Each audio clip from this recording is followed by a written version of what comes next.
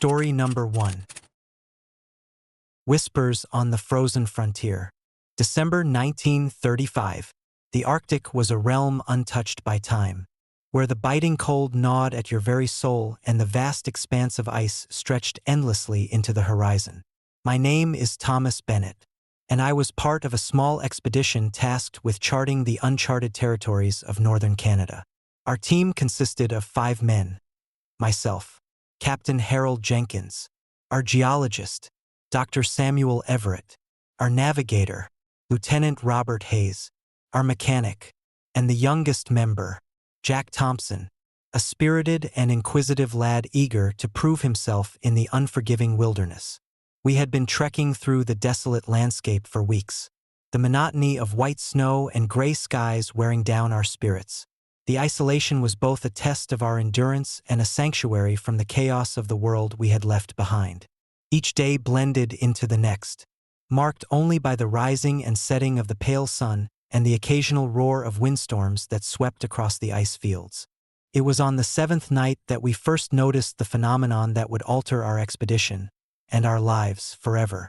As we huddled around the campfire, trying to stave off the chill with blankets and stories, Captain Jenkins pointed towards the sky. "Look at that," he murmured, eyes fixed on a faint, bluish glow shimmering just beyond the line of trees. We turned to follow his gaze, and there it was, a series of ethereal blue lights hovering over the ice, moving in patterns that defied any natural explanation. They danced and flickered, swirling in intricate formations before vanishing as suddenly as they appeared. The sight was mesmerizing, a stark contrast to the stark whiteness of our surroundings. "Probably just a trick of the light," Dr. Everett suggested, though his voice lacked conviction. "Maybe some sort of atmospheric anomaly." But as the night deepened, the lights became more frequent and began to move closer, their motions becoming increasingly erratic and unpredictable. It was then that we started hearing them, the whispers carried by the wind. Soft and unintelligible, yet hauntingly persistent, the sound was like a chorus of voices, murmuring secrets we couldn't comprehend, their tones laced with sorrow and desperation. At first, we dismissed it as the wind playing tricks on our ears, but the whispers grew louder, more insistent, echoing around our camp with a chilling clarity. The air seemed to thicken with each passing moment, the temperature dropping precipitously as if the voices themselves were drawing the warmth from the night. One night, as the aurora borealis painted the sky with vibrant hues of green and purple, Jack Thompson was the first to express his unease. "I've been hearing them too," he confessed, his voice barely above a whisper. "The whispers, they're calling my name." We exchanged worried glances, the gravity of our situation beginning to dawn on us. The isolation of the Arctic had always been a psychological challenge, but now, it felt as though the very environment was conspiring against us, feeding on our fears and doubts. Days turned into nights, and the phenomenon intensified. The blue lights became a constant presence, their movements synchronized with the whispers that seemed to seep into our dreams, eroding our sanity bit by bit. The team grew restless, tensions mounting as the unexplained events took a toll on our morale. Then, on the 12th night, tragedy struck. Jack Thompson vanished without a trace.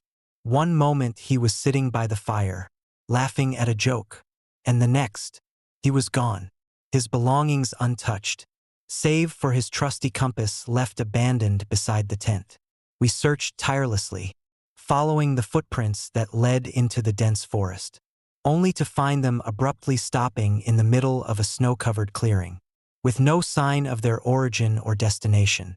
Panic set in as we realized the extent of our predicament. The Arctic was a vast and unforgiving landscape, and without Jack, our ability to survive was severely compromised. Captain Jenkins attempted to rally the team, but the fear in our eyes betrayed the growing despair within us. Desperate for answers, we turned to the local indigenous people who inhabited the fringes of the Arctic.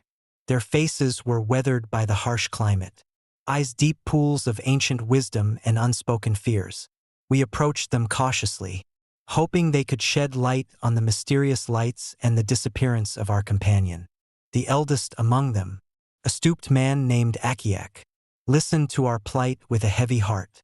"You have seen the spirits of the ice," he said slowly, his voice gravelly from years of cold. "They are restless, searching for those who have wronged them or failed to heed their warnings. The blue lights are their way of guiding or trapping souls who wander too close." His words sent a chill down my spine. "Is there a way to appease them? To find Jack?" Akiak shook his head solemnly. "Some spirits cannot be appeased. They seek companionship in their eternal winter. And those who listen too closely to their whispers become part of their frozen realm." Determined to save our friend, we devised a plan to confront the phenomenon head-on. Armed with the knowledge we had gleaned and a renewed sense of purpose, we ventured back into the heart of the forest, the blue lights guiding our path through the endless snow. As we trekked deeper, the whispers grew louder, their voices intertwining into a cacophony of sorrow and longing. The blue lights swirled around us, creating patterns that seemed almost sentient, reacting to our presence. The air was thick with an oppressive energy, and the cold was more intense than ever, biting into our skin and numbing our limbs. We reached a secluded valley where the blue lights converged into a central point, forming a mesmerizing vortex of light and shadow. At the center stood a solitary figure, clad in flowing white robes that seemed to shimmer with the same ethereal glow as the lights themselves. Her eyes were hollow voids, glowing red with an otherworldly fire, and her presence exuded a palpable sense of sorrow and despair. "Jack," I called out, my voice trembling with a mix of fear and hope. "Where are you?" The figure turned towards me, her gaze piercing through the darkness. "He has joined us," she whispered, her voice a haunting melody that resonated within my very soul. "The whispers guide those who are lost, offering companionship in the eternal winter." Tears welled up in my eyes as I realized the gravity of our situation. The spirits were not merely observing us, they were seeking to claim us, to add our stories to their own eternal narrative of loss and longing. "Please," I begged, stepping closer despite the terror coursing through me. "Bring him back. Let him return to us." The figure raised her hands, the blue lights intensifying around her as the whispers swirled into a deafening roar. "The path is one of no return," she intoned. "Once you hear the whispers, you are bound to the ice. To join us is your destiny." Desperation fueled my actions as I reached out, attempting to grasp her hands, but an invisible force pushed me back, the cold seeping into my bones with an icy grip. The blue vortex began to close in, the lights pulsating with a malevolent energy that threatened to engulf us both. Captain Jenkins shouted orders, and the team rallied, trying to break free from the supernatural hold that the spirits exerted over us. The ground beneath our feet cracked and groaned, the ice fracturing in a frenzy as the spirits sought to claim us as their own. In a final act of defiance, I turned and fled, the sound of the whispers and the haunting presence of the blue lights driving me to escape the cursed valley. We raced back through the forest, the spirits in relentless pursuit, their whispers now a symphony of anguish that echoed through the frozen wilderness. Breathless and on the verge of collapse, we stumbled upon our campsite, the fire still burning weakly against the encroaching cold. The blue lights flickered at the edge of the clearing, their presence a constant reminder of the horrors we had faced. Exhausted and broken, we made a pact to never speak of that night again, our minds scarred by the memories of the spirits that haunted the Arctic ice. Jack was never found, his disappearance a chilling reminder of the thin line between reality and the supernatural. The expedition was deemed a tragic loss, with whispers among the locals about the cursed spirits that roamed the Arctic, forever seeking companions in their eternal winter. Years have passed since that fateful December night, but the memories remain vivid, etched into the very fabric of my being. The Arctic's haunting beauty belies the darkness that lies beneath its frozen surface, a testament to the enduring power of sorrow and the unyielding grip of restless spirits. I often find myself staring into the endless white expanse, the echoes of the whispers and the haunting glow of the blue lights lingering in my mind. The Arctic remains a place of unparalleled beauty and unspoken terror, a reminder that some mysteries are best left undisturbed, their secrets frozen in time and snow. And so, I share this story not just as a cautionary tale, but as a tribute to those lost souls who wander the icy wilderness, their whispers forever echoing through the frozen frontier, seeking the companionship they were denied in life. Story number 2. Winter's Haunting Echo. December 1998. The Minnesota winter had settled in with an unforgiving embrace, transforming the landscape into a vast expanse of white silence. My name is Tom Reynolds, and I was hauling freight across the state, navigating the treacherous, snow-covered roads that connected the small towns dotting the northern plains. Driving a truck in these conditions was no small feat, but it was a job that suited my solitary nature. The endless miles of asphalt, the rhythmic hum of the engine, and the quiet companionship of my CB radio kept me company on these long, lonely nights. It was a particularly harsh December evening when I found myself on Highway 65, a stretch of road known for its picturesque but perilous winter scenes. The sun had long dipped below the horizon, and the moon cast a pale, ghostly glow over the glistening snow. Visibility was low, the snowflakes swirling in the biting wind, reducing the world to shades of gray and white. I was tired but alert, focused on the road ahead, my thoughts wandering to the warm cabin awaiting me at my destination. As I rounded a sharp bend, my headlights illuminated a solitary figure standing by the roadside. She was dressed in a long, flowing white coat that contrasted starkly against the darkened landscape. Her hair, ashen and tousled by the wind, framed a face pale and serene, yet there was an unmistakable sadness in her eyes. She stood motionless, hands outstretched, waving gently at my truck. I slowed down, my heart inexplicably pounding in my chest. It's not uncommon to see hitchhikers or stranded motorists in these parts, but something about her presence felt different, unnerving even. I pulled over to the side, the engine idling as I contemplated my next move. "Hey there," I called out softly, leaning slightly out of the window. "Are you okay?" She didn't respond, her gaze fixed on me, eyes reflecting the cold light of the moon. I glanced around, but the desolate road stretched out in every direction. No signs of habitation or other travelers. The silence was thick, broken only by the howling wind and the distant crackling of ice shifting underfoot. I reached for my flashlight, the beam cutting through the darkness as I approached her cautiously. Every instinct in my body screamed to turn back, to leave her there and continue my journey. But something held me in place. As I drew closer, the air seemed to grow colder, the atmosphere heavy with an unspoken sorrow. "Do you need a ride?" I asked, my voice barely above a whisper. She remained silent, her expression inscrutable. I hesitated for a moment longer, then decided to extend a helping hand. "If you need assistance, I can take you to the nearest town." Slowly, she stepped forward, her movements graceful yet unnatural, as if she were floating rather than walking. I opened the passenger door, the warmth of the truck contrasting sharply with the icy air outside. As she approached, I felt a chill run down my spine, an overwhelming sense of sadness emanating from her. She reached out her hand, and I hesitated before gently taking it, pulling her into the truck. Instantly, she vanished, leaving me alone with a lingering sense of unease. I blinked, rubbing my eyes, but there was no sign of her inside. Confused and unsettled, I looked out the window, half expecting to see her still standing by the roadside. But she was gone without a trace. Shaken, I decided to continue my journey, the image of the mysterious woman etched into my mind. The road remained empty, the snow-covered landscape undisturbed, save for the faint imprint of her footsteps fading into the distance. As dawn broke, painting the sky in hues of pink and orange, I reached a small town nestled among the hills.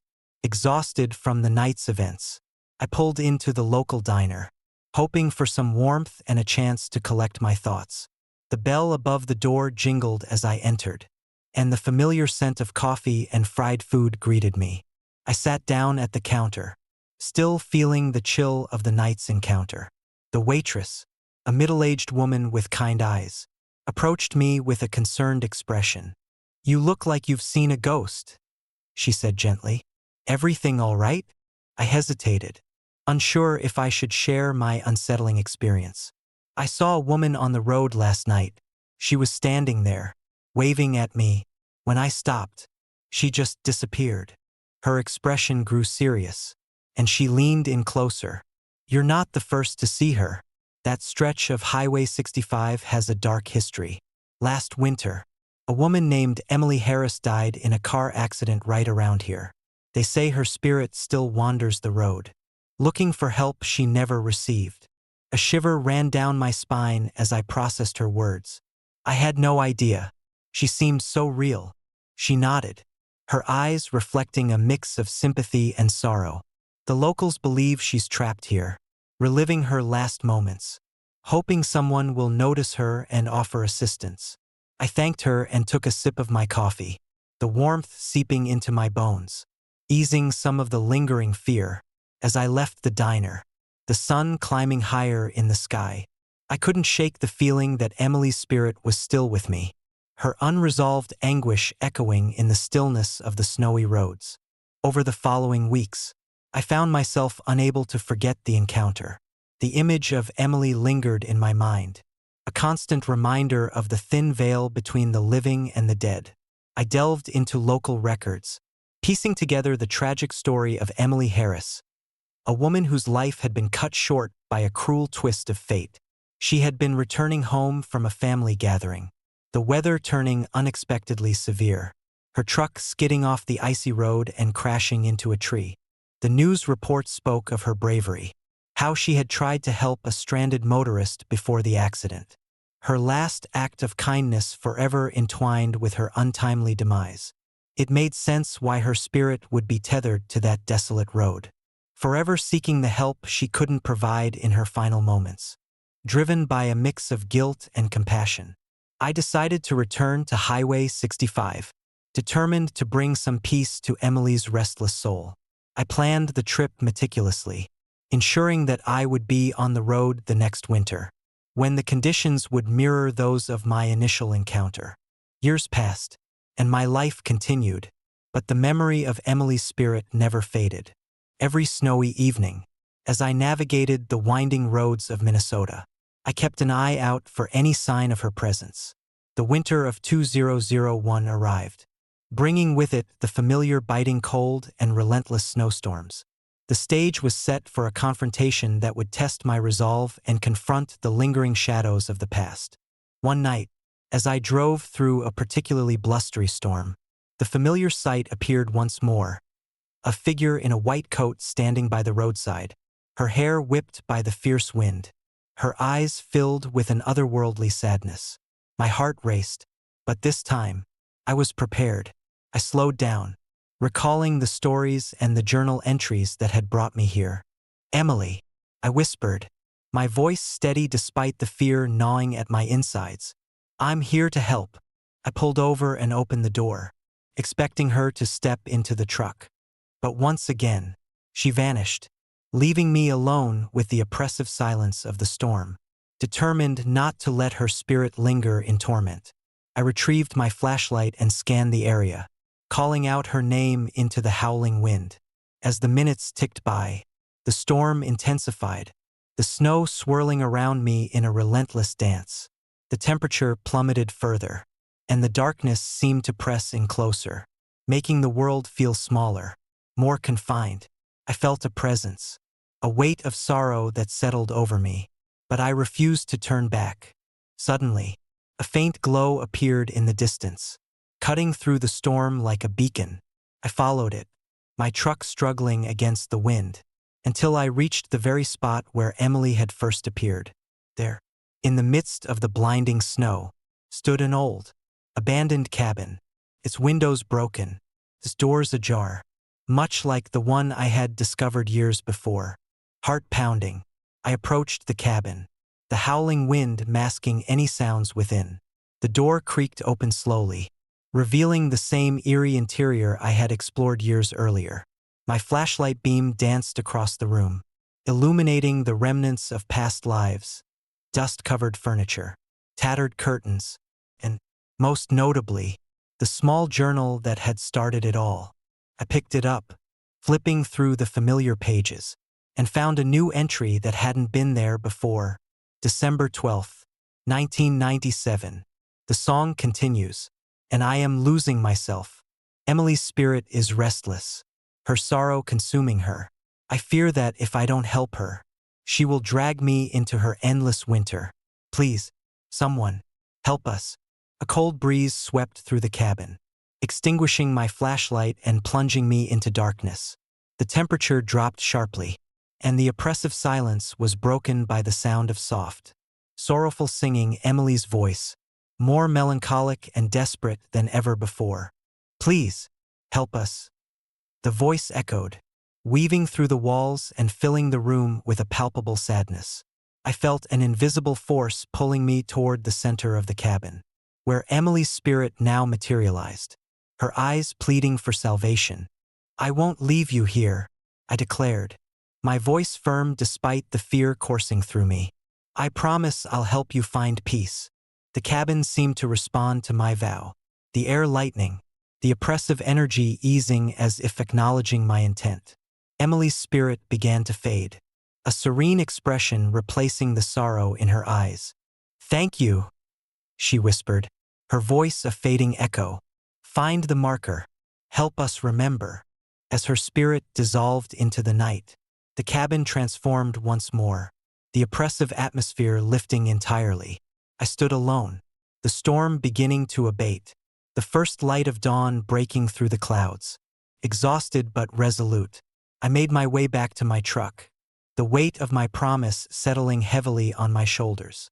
In the days that followed, I researched the mention of a marker, a forgotten monument near the accident site that held significance to Emily and her family. Guided by determination, I ventured back to Highway 65, seeking the elusive marker that would honor Emily's memory and perhaps free her spirit from its eternal torment. The search was arduous, the snowy landscape making every step a challenge. But eventually, I found it, a simple stone monument inscribed with the name Emily Harris. Surrounded by a circle of snow-covered stones, kneeling before it, I placed flowers and lit a candle, the flickering flame a symbol of remembrance and hope. Rest in peace, Emily, I whispered, feeling a sense of closure wash over me. The air grew warmer, the oppressive sadness lifting as if Emily's spirit had finally found the peace it so desperately sought. As I left the monument behind, the sky cleared, revealing a brilliant sunrise that painted the snow in hues of gold and pink. The haunted roads of Highway 65 no longer felt menacing, the shadows replaced by the promise of a new day. I knew that Emily's spirit was free, her sorrow no longer a burden she had to carry alone. Years later, I still drive those snowy roads, the memory of that winter night a constant reminder of the thin line between the living and the dead. Lake Tahoe's beauty and Lake Baikal's icy mysteries are still etched in my mind. But it was the haunted roads of Minnesota that taught me the true depth of human sorrow and the enduring power of compassion. Every winter, as the snow blankets the roads and the nights grow long, I keep an eye out for any sign of a wandering spirit, offering a silent promise to remember and honor their stories. For in the heart of the frozen wilderness, the echoes of the past continue to whisper, a haunting reminder that some souls are destined to wander until their stories are told and their peace is found. Story number 3. Echoes of the Snowy Forest. December 2001. The Appalachian Mountains, with their rugged peaks and dense, untouched forests, have always been a haven for outdoor enthusiasts like me. My friends Sarah, Mike, and Jessica shared my passion for camping and hiking, and we often sought refuge from the chaos of everyday life in these serene landscapes. This winter trip, however, would test our resilience and unravel secrets best left buried beneath the snow. I'm Ethan Carter, a freelance writer with a penchant for adventure and a knack for finding stories in the most unexpected places. When Sarah suggested a winter camping expedition deep into the Appalachian wilderness, I didn't hesitate. The promise of solitude, the thrill of exploration, and the allure of pristine nature were irresistible. We arrived at our chosen campsite just as dusk began to settle. The sky painted in shades of pink and orange that gradually gave way to the deep blue of twilight.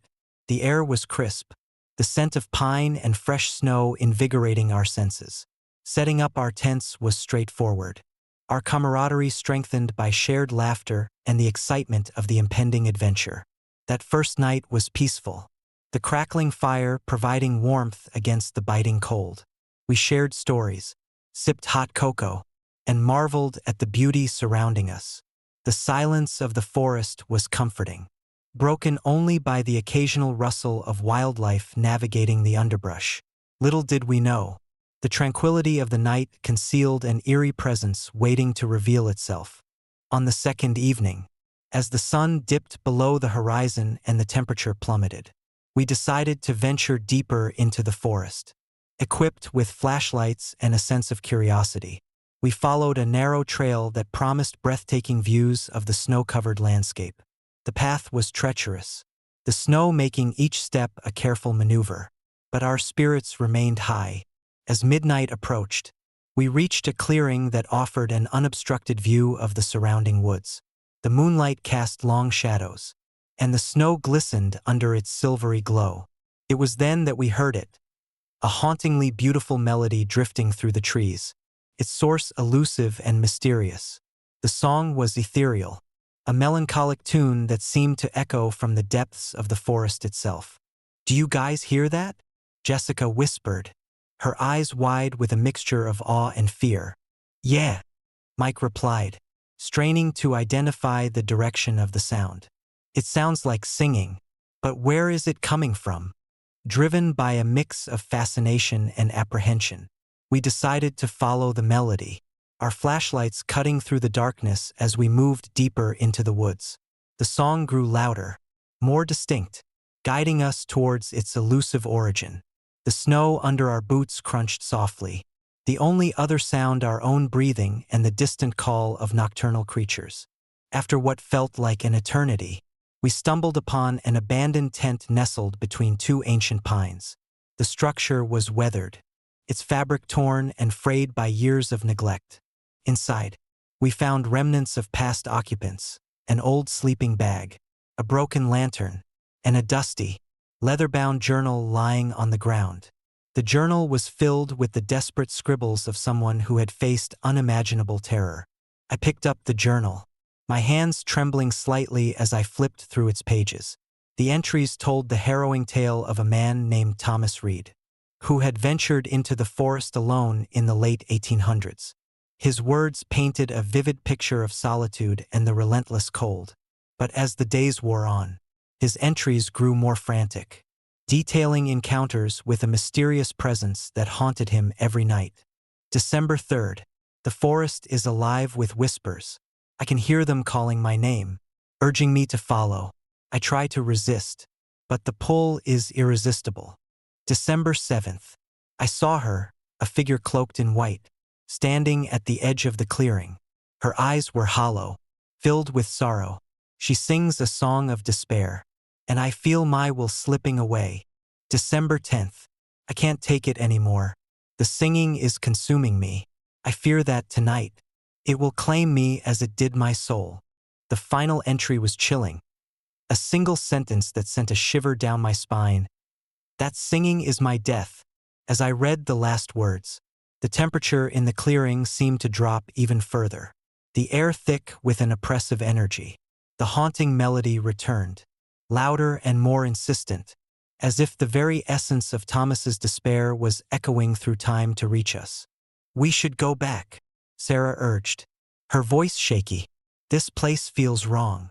But it was too late. The air around us grew heavy, and the shadows deepened, morphing into indistinct forms that danced at the edge of our vision. The singing intensified, now accompanied by faint, ghostly footsteps that seemed to circle us, their rhythm slow and deliberate. Mike grabbed my arm, pulling me back towards the trail. "We need to leave. Now!" As we turned to flee, the forest seemed to close in around us, the trees twisting into menacing shapes that blocked our path.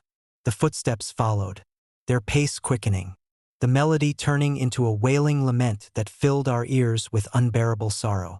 Panic set in as we realized we were being hunted, not by any living creature, but by the restless spirit of Thomas Reed, doomed to wander the forest forever, his sorrow transforming into a malevolent force that sought to claim new souls. I could feel the presence closing in, the cold seeping into my bones, my heart pounding in my chest as we stumbled through the snow. The shadows reached out, their touch icy and paralyzing, and the singing wrapped around us like a suffocating blanket, pulling us deeper into the darkness. Desperation drove us forward, the only thought in our minds to escape the haunted forest alive. But the path seemed endless, the trail of footprints leading us in circles, trapping us in a nightmarish loop that mirrored Thomas's own entrapment. Just when hope seemed lost, the first light of dawn began to break through the trees, casting a golden glow that pierced the darkness. The oppressive energy lifted, and the shadows receded, replaced by the soft light of morning. Exhausted and terrified, we finally found our way back to the trail, the haunted melody fading into a distant memory as the sun rose over the snow-covered landscape. Breathless and shaken, we made our way back to the cabin, the horrors of the night etched into our minds. The journal was our only proof of what had transpired, a chilling reminder of the thin veil between the living and the dead, and the enduring power of unresolved sorrow. In the days that followed, we shared our story with the local community, the legend of Thomas Reed becoming a cautionary tale for those who dared to venture too far into the Appalachian wilderness. Some dismissed it as mere superstition, but others spoke of strange occurrences and unexplained disappearances, all linked to the haunting melody that echoed through the snowy nights. Years later, I still find myself haunted by that winter night, the image of Thomas Reed and his sorrowful song lingering in my mind. The forest holds countless secrets, each tree and trail a potential gateway to the unknown. And as the seasons change and the snow blankets the ground once more, I can almost hear the faint echoes of that haunting melody, a reminder that some curses are eternal, and some souls are destined to wander forever, seeking the peace they never found in life. Story number 4. The Ice Monster of Lake Baikal. December 1993. The biting cold of a Siberian winter had transformed Lake Baikal into a vast, frozen expanse, its surface shimmering under the pale light of the moon. My name is Ivan Petrov, and I had spent most of my life on these icy shores, working as a fisherman in one of the most remote parts of Russia. Lake Baikal, known as the Pearl of Siberia, was a place of unparalleled beauty and haunting isolation. But that winter, it revealed a darkness that would forever change my perception of the frozen wilderness. I had been fishing since dawn, the frigid air numbing my fingers despite the layers of clothing that barely kept the cold at bay. The lake was eerily silent, the only sound the distant crackling of ice shifting under its own weight. My boat, a sturdy vessel built to withstand the harshest conditions, bobbed gently on the glassy surface. The tranquility of the scene was almost surreal, a stark contrast to the turmoil brewing inside me. For years, Lake Baikal had been my sanctuary, a place where I could escape the chaos of the world and find solace in the rhythm of the seasons. But that night, something felt different. An unsettling presence seemed to hover just beyond the edge of my consciousness, a whisper of fear that I couldn't quite place. I tried to shake it off, attributing it to the isolation and the relentless cold. But the feeling lingered, gnawing at the edges of my mind. As the hours dragged on, the sky darkened, and the moon reached its zenith, casting an ethereal glow across the frozen lake. It was then that I saw it, a shadowy figure beneath the ice, larger than any human I had ever encountered. At first, I dismissed it as a trick of the light, a reflection distorted by the ice's surface. But as I stared, the figure became more distinct, its form humanoid yet grotesquely distorted. Curiosity overcame my apprehension, and I leaned closer, straining to see through the transparent ice. The figure's eyes were the most unsettling part, glowing red, piercing through the darkness, staring back at me with an intensity that sent chills down my spine. My heart pounded in my chest, a mix of fear and fascination gripping me. "Hello," I called out, my voice barely audible over the howling wind. There was no response, only the sound of my own breath visible in the frigid air. I reached for my flashlight, the beam cutting through the darkness as I tried to get a better look. The figure remained motionless, his presence oppressive and malevolent. Suddenly, a loud crack echoed across the lake, startling me out of my reverie. The ice beneath me began to tremble, small fissures forming as if something immense was struggling to break free. Panic surged through me as I realized the danger I was in. The figure under the ice seemed to react, its form shifting and contorting as the ice cracked violently. I turned to row back to shore, but the boat began to drift uncontrollably, pulled by an invisible force. My heart raced as the realization dawned on me. Something was trying to drag me into the depths of Lake Baikal. The red eyes from beneath the ice seemed to follow my every move, their glow intensifying as the boat strained against the pulling force. Desperate to escape, I reached for the oars, trying to regain control of the vessel. But it was futile. The ice beneath me was breaking apart, creating a maelstrom of snow and water that threatened to engulf me. The figure's presence loomed larger, its eyes now burning with a fury that matched the chaos unfolding around me. With a final, heart-wrenching effort, I swung the oars, breaking free from the boat's uncontrollable drift. I rowed as fast as I could, the sound of cracking ice and the distant screams of unseen entities echoing through the night. The boat careened towards a nearby shoreline, and with a desperate push, I hauled myself onto the icy bank, collapsing onto the snow-covered ground. Breathing heavily, I looked back at the lake, the once serene surface now a tumultuous sea of broken ice and darkness. The figure beneath the water was gone, swallowed by the depths it had haunted for so long. I lay there, shivering from both the cold and the adrenaline coursing through my veins. The memory of those glowing red eyes seared into my mind. In the days that followed, I tried to make sense of what had happened. The locals spoke in hushed tones about the legends of Lake Baikal, tales of restless spirits and ancient curses that plagued the frozen waters. Many dismissed them as mere folklore, stories spun to explain the lake's inexplicable phenomena. But I knew what I had witnessed, and the fear it instilled in me was undeniable. I reported the incident to the authorities, but my story was met with skepticism. The vastness of Lake Baikal made it easy to dismiss my account as a hallucination brought on by the extreme cold and isolation.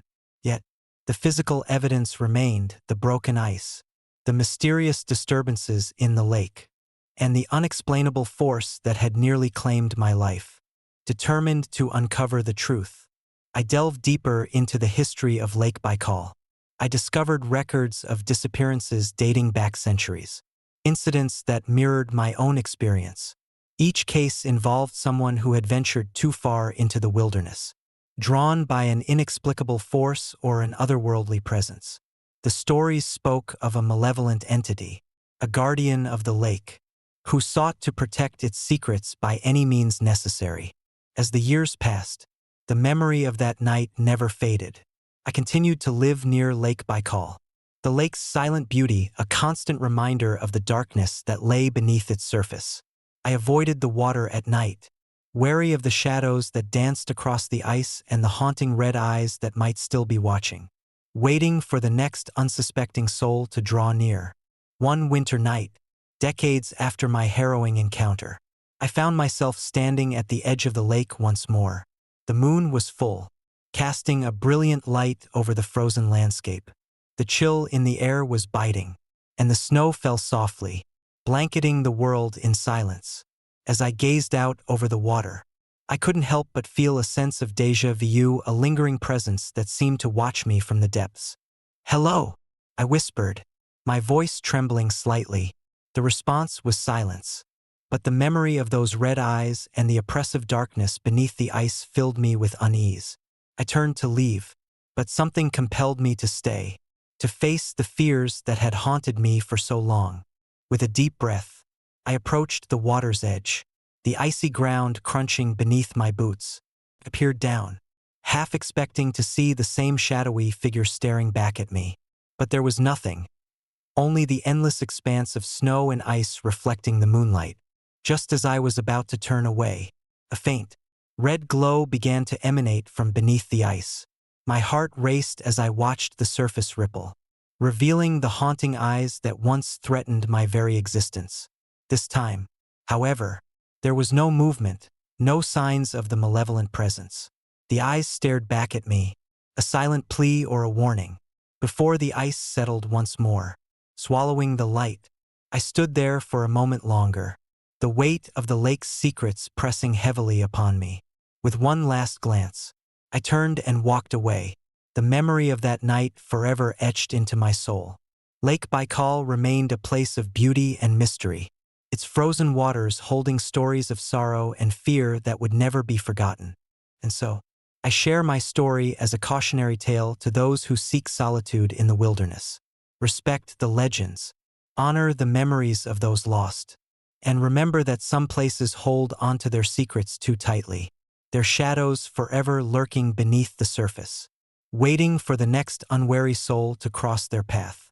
For in the heart of Lake Baikal, where the ice meets the darkness, the whispers of the past continue to echo, a haunting reminder of the thin veil between life and death, and the enduring power of fear in the frozen wilderness. Story number 5. Curse of the Snowbound House. December 1977. The Alaskan winter had descended upon us with an unforgiving grip, transforming the vast wilderness into a monochromatic expanse of white. My friends and I, Tom, Sarah, Lisa, and me, had planned this skiing trip for months, eager to escape the mundane routines of everyday life and immerse ourselves in nature's stark beauty. Little did we know, the snow-covered landscape held secrets that would forever alter our lives. I'm Jake Thompson, the unofficial leader of our group, always the one to chart our adventures and keep morale high. Tom, my childhood friend, was the jokester, his laughter a constant presence even in the coldest of moments. Sarah, a budding photographer, captured every breathtaking scene, her keen eye for detail unmatched. Lisa, the quiet one, had a deep love for the outdoors and a knack for survival skills that often came in handy. We arrived at our chosen spot in the remote backcountry of Alaska, a place where the world seemed to stand still under the heavy blanket of snow.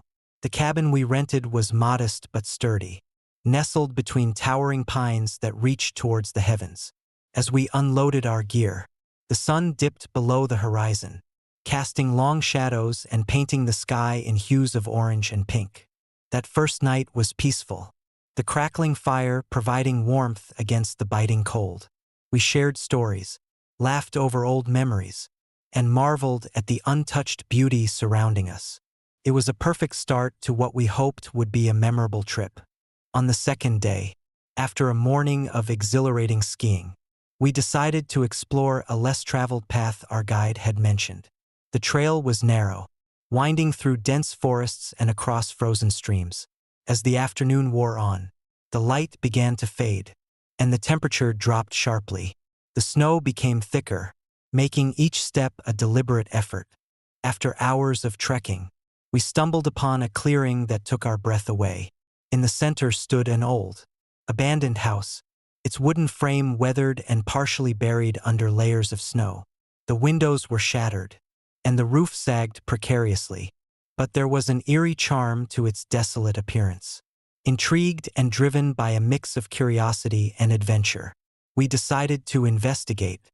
We approached the house cautiously, the crunch of our boots the only sound breaking the heavy silence. The door was ajar, creaking softly in the wind. Inside, the air was musty, filled with the scent of damp wood and decay. Furniture lay scattered, covered in thick layers of dust, and strange markings adorned the walls, symbols that seemed both ancient and cryptic. Sarah immediately began photographing the interior, her camera capturing the haunting beauty of the abandoned space. Tom joked about setting up camp here, but I sensed a growing unease among us. Lisa suggested we spend the night to explore further in daylight, but the others were hesitant. Despite our reservations, the allure of uncovering the house's story was too strong to resist. We decided to stay, setting up a makeshift campsite in the largest room. The fire provided a semblance of comfort, its warmth a stark contrast to the chilling atmosphere. As the night deepened, the wind outside howled through the broken windows, and the house seemed to come alive with whispers of the past. Around midnight, a sudden loud knock echoed through the house, startling us all. We froze, listening intently for any sign of movement. The sound came again, more insistent this time, as if someone or something was pounding on the door. My heart raced as I approached cautiously, peering through the broken window to see if anyone was out there. But the darkness outside revealed nothing, only the endless expanse of snow and the oppressive silence of the night. Probably just the wind, Tom muttered, trying to rationalize the sound. But as the minutes dragged on, the knocking continued, relentless and unnerving. Lisa suggested we leave, but Sarah, captivated by the mystery, insisted we stay and investigate. Reluctantly, we agreed to keep watch, our nerves frayed by the persistent noise. Hours passed without any explanation, the knocking eventually subsiding into a faint echo that mingled with the sounds of the storm outside. Exhausted and on edge, we tried to sleep, but the unease lingered, making rest impossible. My mind wandered to the history of the house, wondering who had lived here and what fate had befallen them. The next morning, we woke to a heavy blanket of fresh snow, the storm having left the world outside transformed into a winter wonderland. Determined to make the most of our trip, we ventured outside to assess any damage and continue our exploration. That's when we noticed the footprints, small, delicate impressions leading away from the house and disappearing into the forest. "Look at these," Sarah pointed out, her voice tinged with excitement. "They weren't here before." Tom leaned in closer, examining the tracks. "We need to follow them. Maybe they'll lead us to something interesting." Despite the lingering fear from the previous night, curiosity got the better of us, and we decided to track the footprints. The snow-covered ground made it easy to follow, the trail weaving deeper into the woods. Hours passed as we navigated through the dense forest, the footprints guiding us further away from the safety of the cabin. As dusk approached, the forest grew darker, the shadows lengthening and the sounds of nocturnal creatures filling the air. The footprints abruptly stopped in the middle of a snow-covered clearing, with no indication of where they had led. Confusion and worry took hold as we stood in the open, the wind howling around us. "What the hell happened here?" Lisa exclaimed, her voice shaky. We searched the area frantically, hoping to find a clue or the missing friend. But there was nothing, no trace of our footprints, no signs of struggle. Nothing but the pristine snow and the eerie stillness of the night. Suddenly, a sharp gust of wind blew through the clearing, and the temperature plummeted. My breath became visible in the frigid air as a sense of dread settled over us. The silence was broken by a faint, sorrowful whisper that seemed to emanate from the very ground beneath our feet. "Leave now before it's too late."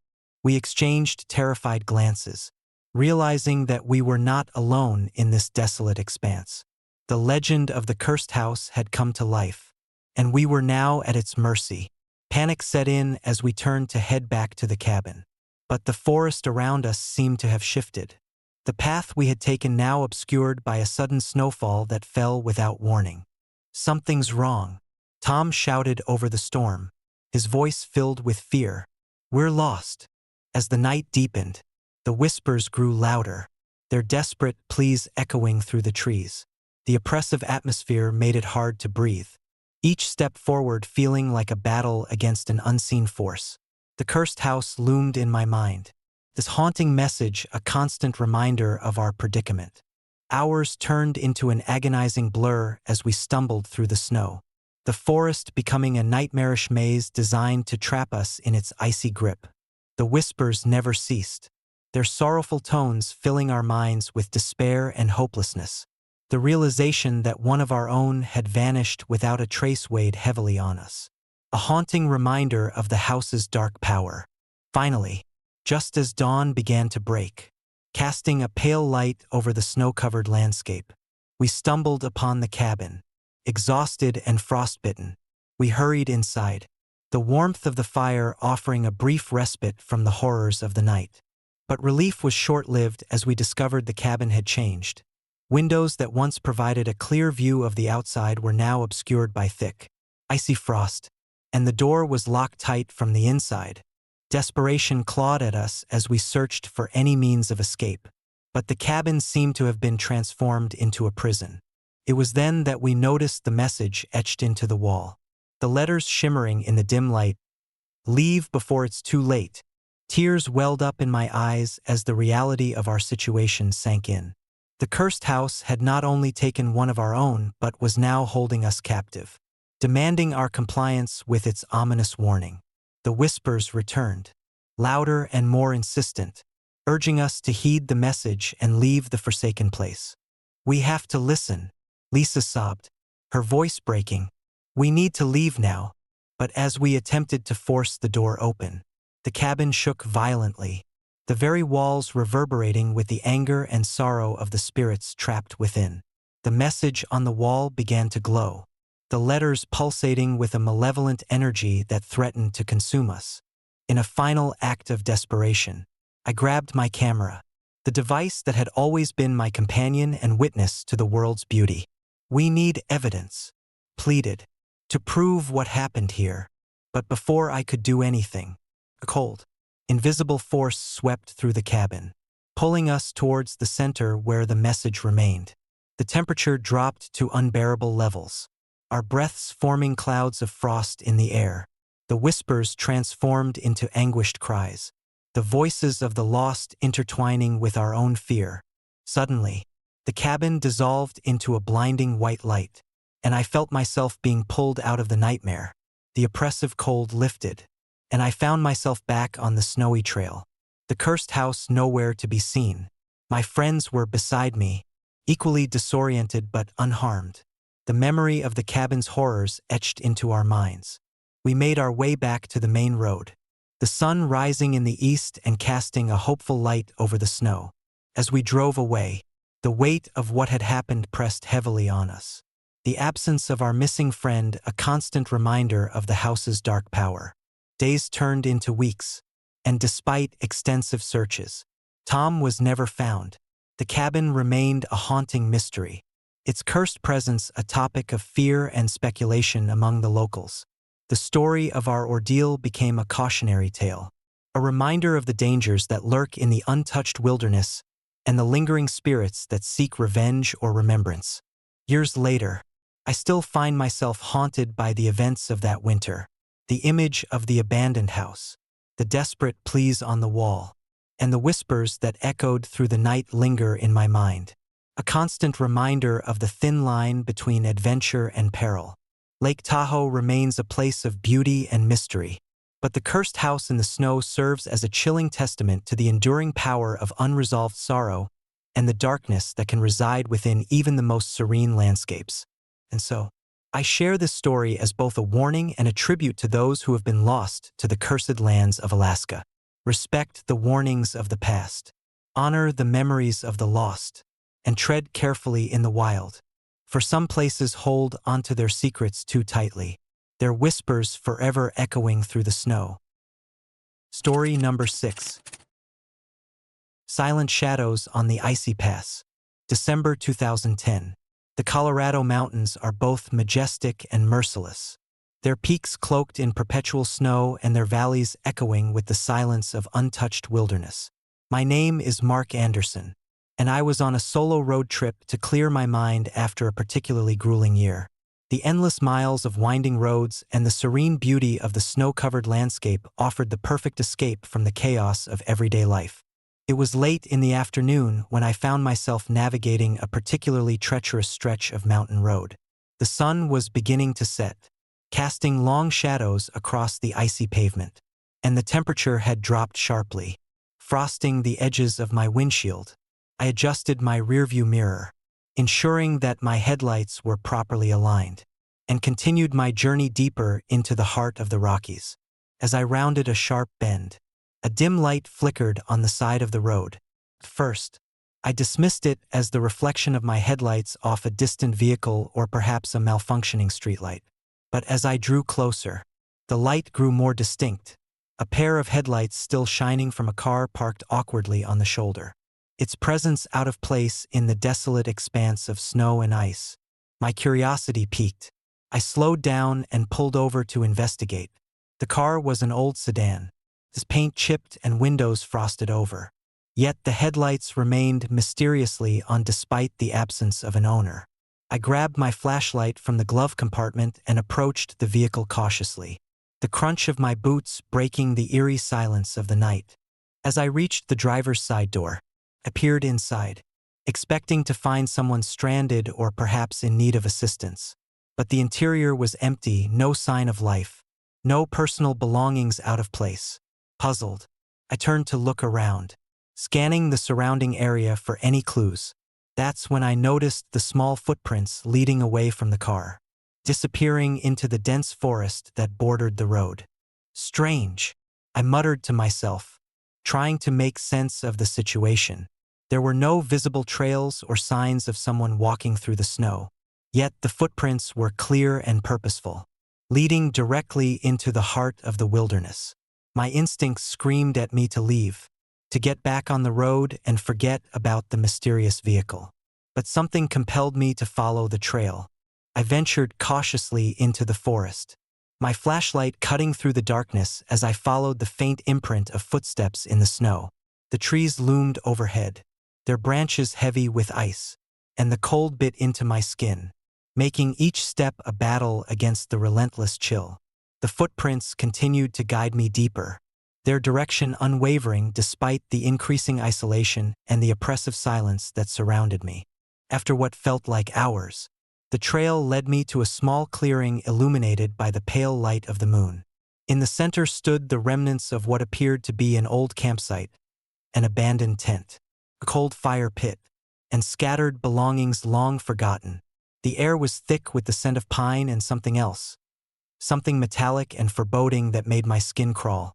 I approached the campsite, my heart pounding in my chest, and scanned the area for any sign of the missing person. That's when I noticed a weather journal lying partially buried in the snow beside the tent. I picked it up, brushing off the layers of frost, and began to read the faded entries within. December 15th, 1985. Today marks my third week here. The solitude is overwhelming, but the beauty of the snow-covered landscape is worth the isolation. I've noticed strange lights in the distance, but I've dismissed them as reflections or distant fires. However, tonight, I heard voices carried by the wind, whispers that seemed to beckon me deeper into the forest.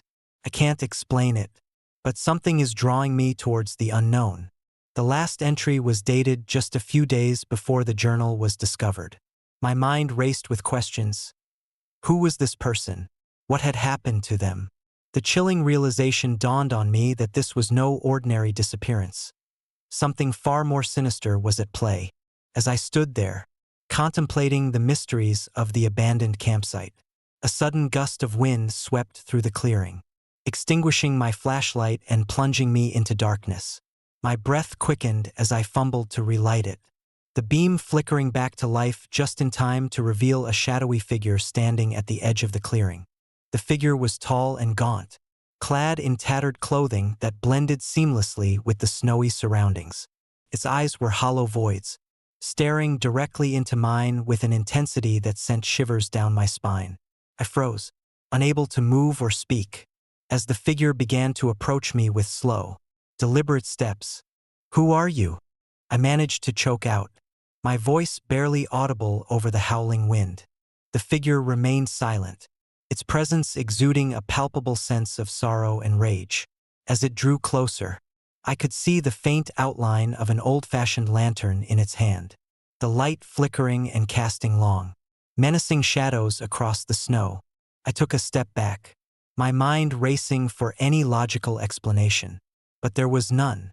The air around me grew colder, the silence more oppressive, as if the very fabric of reality was being torn apart by the entity before me.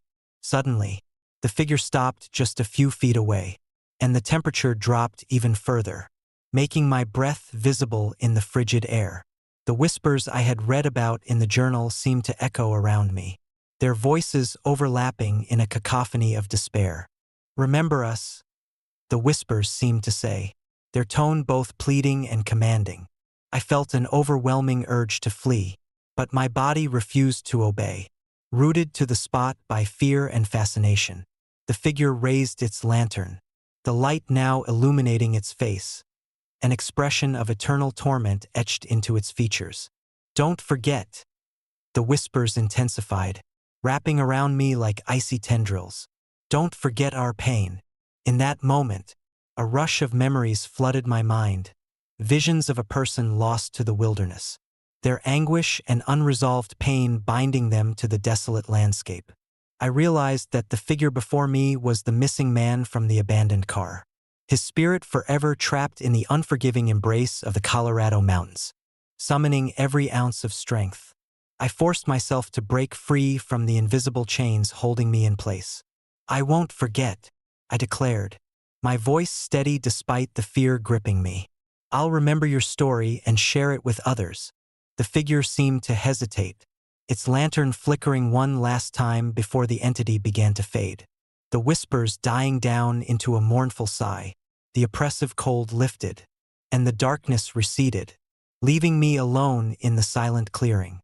Breathing heavily, I made my way back to the campsite, the journal clutched tightly in my hands. As I sat by the abandoned fire pit, I couldn't help but feel a profound connection to the lost soul who had once roamed these very woods. The experience had left an indelible mark on my soul, a reminder of the thin line between life and death, and the enduring power of memory and remembrance. In the days that followed, I reported the disappearance to the local authorities, but the case remained unsolved. The body of the missing man never found. The journal and my own account of the haunting encounter became part of the local lore, a chilling testament to the restless spirits that roam the Colorado mountains, forever seeking closure and remembrance. Years later, I still think back to that December night on the icy pass, the silent footsteps and the haunting whispers echoing in my mind. Lake Tahoe holds many secrets, but it was the mountains of Colorado that revealed the true depth of their mysteries. Some places are more than just landscapes, they are living entities, holding within their vast expanses the echoes of lost lives and the enduring pain of spirits unable to find peace. And so, I share this story as a cautionary tale to those who venture into the wilderness seeking solitude and discovery. Respect the land. Honor the memories of those who have come before, and remember that some mysteries are best left undisturbed. For in the silent shadows of the mountains, the footsteps of the lost continue to echo, a haunting reminder that some souls are destined to wander forever, searching for the peace they never found in life. Story number 7. Footsteps in the Snow. December 1985. The Canadian wilderness is unforgiving, a vast expanse where the cold bites deeper than any blade, and the silence is so thick it feels almost tangible. My name is Laura Mitchell, and my family and I had sought refuge in a secluded cabin nestled deep within these desolate woods. The decision to escape the chaos of city life had seemed perfect at the time, a chance to reconnect, to find peace amidst nature's embrace. But what we found was something far more sinister. The first few days were idyllic. The snow blanketed the landscape in pristine white, each flake a delicate testament to winter's reign. We spent our days chopping wood, cooking hearty meals, and exploring the surrounding wilderness. My husband, David, reveled in the solitude, while our two children, Emily and Jack, found joy in the simple pleasures of nature. It was a picturesque retreat, or so we thought. One particularly harsh evening, as the sun dipped below the horizon, painting the sky in hues of orange and pink, a fierce snowstorm descended upon us. The wind howled through the trees, and the temperature plummeted rapidly. We huddled inside the cabin, the warmth of the fireplace a comforting barrier against the storm's fury. Little did we know, the storm would mark the beginning of our descent into terror. It was around midnight when we first heard it.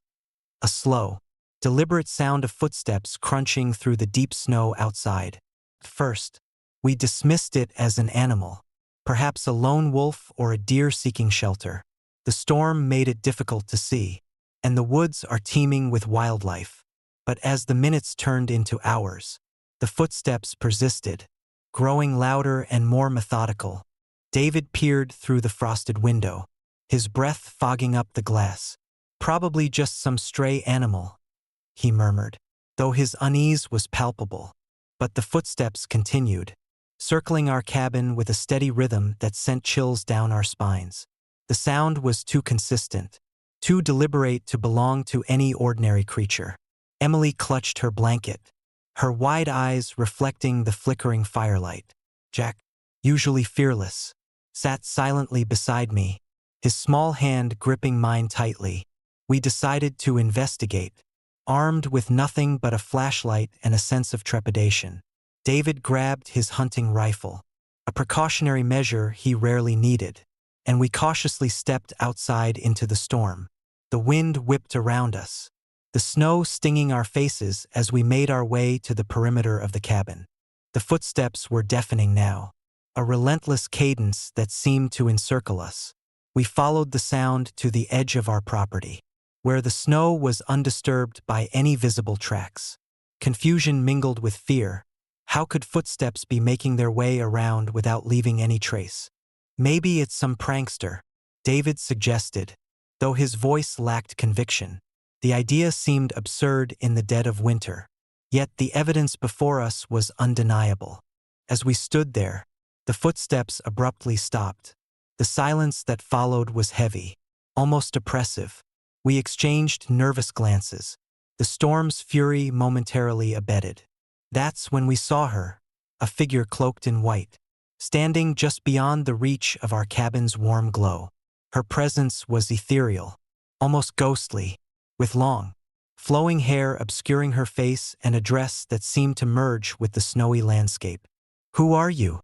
David called out, his voice wavering between authority and fear. The figure remained silent, her eyes fixed on us with an intensity that sent shivers down my spine.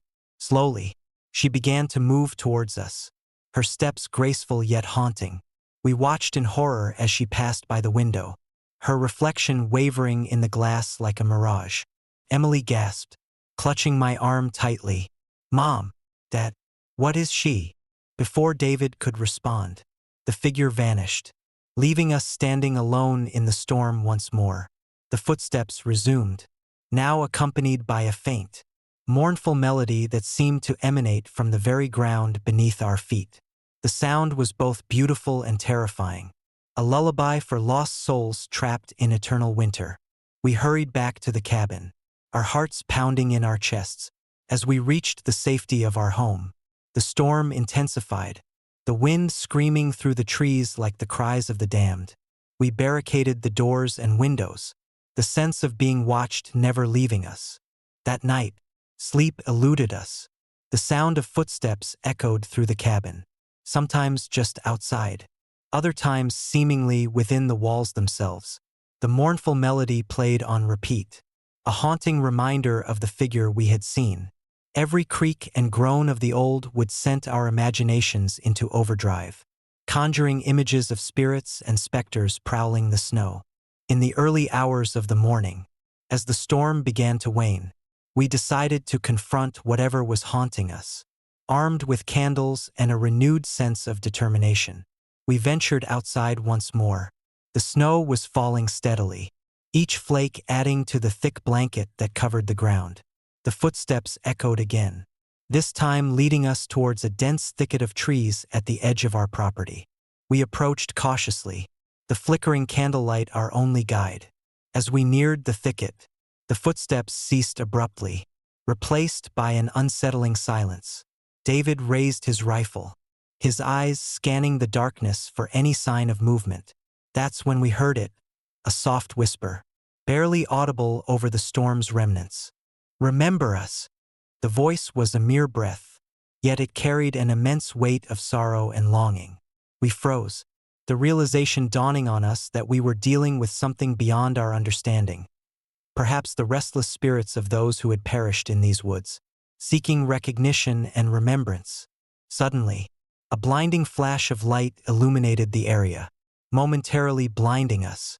When our vision cleared, the thicket was empty, the snow undisturbed. The whispers faded into the distance, leaving us standing alone in the aftermath of the storm. Exhausted and emotionally drained, we made our way back to the cabin, the weight of the night's events pressing heavily upon us. In the days that followed, the footprints remained elusive, leaving us with more questions than answers. We consulted local folklore and spoke with the few residents who lived near the woods. The stories were consistent, tales of lost souls wandering the snow-covered landscape, their spirits bound to the place by unfinished business or tragic ends. One elderly neighbor shared a story about a woman named Eleanor Hart, who had drowned in the lake nearby in the late 19th century.